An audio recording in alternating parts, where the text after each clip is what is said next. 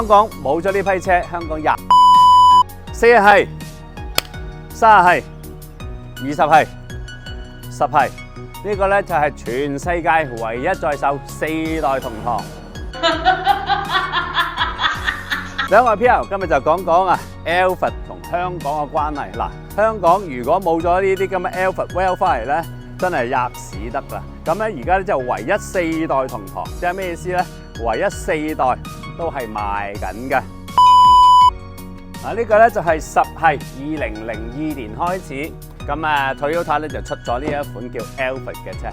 咁呢架車咧其實咧開始咧越嚟越知道咧高檔嘅商務車係點樣嚟嘅。其實就因為10係嘅成功咧，而家20係咧就出咗呢一隻叫做凳啊等等全部改晒，包括咧出咗叫 Welfare 同 Alphard 嘅分別啊 ，Welfare 比較時尚啲、年輕啲 ，Alphard 咧就比較商務啲啊。30係咧呢一隻應該係你見到最多噶啦，因為咧全部我哋叫中港嗰次拍咧都係呢隻車，因為呢個係皇座嚟嘅。咁咧而家見到咧全部係呢個係15至到2023咧，其實都係30係。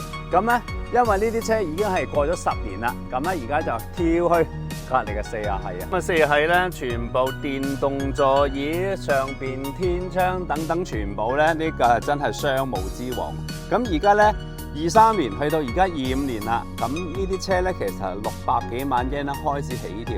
咁再加上而家啲中港牌咧越嚟越平啦。咁最近咧邊有啲嘔心瀝血地咧就做一份小冊子，就講緊兩地牌車嘅一個申請嘅一個程序。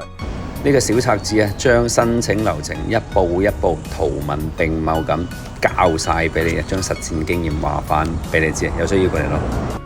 你睇翻葵涌貨櫃碼頭落嚟嘅車咧，大部分啊都係 Toyota Alphard Welfare 嘅車系啊，因為啲商務車咧適合香港人，因為佢係比較踏實同埋務實啲咧，再加上咧佢係商務之王，再加個中港牌翻內地，非常地適合啊！係啦，我諗最大嘅商務車市場就係開住嘅啫翻內地嘅。咁如果你話硬件就係呢個 Alphard 車啦，商務車啦；軟件梗係配埋個牌啦。係有需要嘅 PR 咧，兩件事都可以幫到你。